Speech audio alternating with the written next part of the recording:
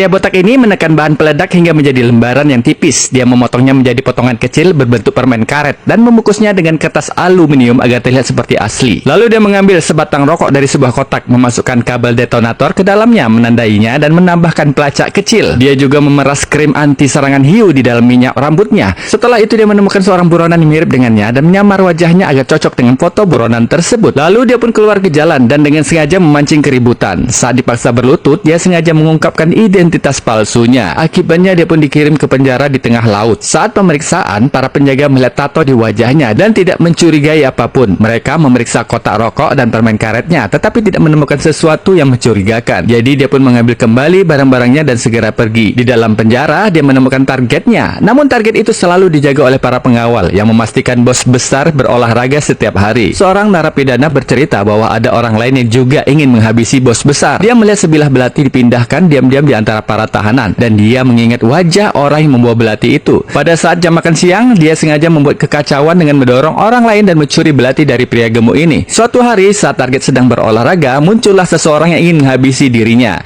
Namun pria botak ini dengan cepat melemparkan belatinya dan menyelamatkan target. Bos besar sangat berterima kasih pada pria botak ini dan mengundangnya untuk makan siang di kamar. Dan para pengawal pun membawanya ke kamar bos besar. Di dalam kamar, bos besar sedang menyiapkan ramuan herbal. Pria itu melihat sebotol anggur berisi ular dan mulai menyusun rencana. Dia mengambil tongkat kayu dan dengan kuat menahan target dari belakang, mendorongnya ke arah jendela. Tak lupa dia juga menutupi wajah target dengan handuk hingga pingsan kehabisan napas. Lalu dia pun mencampur bubuk obat dengan air dan menuangkannya ke dalam mulut target yang tak sadarkan diri. Target menggeliat kesakitan. Saat mendengar suara dari dalam, para pengawal bertanya, "Ada apa di dalam?" Pria botak ini dengan tenang menjawab bahwa bos besar sedang berdoa. "Jangan diganggu ya." Para penjaga pun mengintip ke dalam dan tidak melihat sesuatu yang mencurigakan. Lalu mereka pun pergi. Tak lama kemudian pria botak itu keluar dari kamar dengan tenang. Tak butuh waktu lama sampai akhirnya para penjaga menyadari bahwa ada yang salah dengan bos besar. Lalu mulai mencari pelaku penyerangan itu. Pria botak berjalan di antara kerumunan ke arah berlawanan hingga mencapai sebuah dinding. Dia dengan cepat mengeluarkan bahan peledak yang berbentuk permen karet dan membentuknya menjadi bola. Lalu permen karet itu dimasukkan ke dalam lubang kecil. Dia juga mengeluarkan kabel detonator dari rokok dan menyalakannya. Para penjaga melihat aksi itu melalui kamera CCTV. Pria botak itu segera menelan pelacak kecil, melepaskan pakaiannya dan mengolesi tubuhnya dengan krim anti serangan hiu. Permen karet itu pun meledak tepat di saat para penjaga mulai mendekat. Lalu pria botak ini mengambil tongkat kayu, memperbesar lubang di dinding dan merangkak melewatinya. Sampai akhirnya dia melompat dari tebing setinggi 100 meter ke laut dan dia pun berhasil kabur.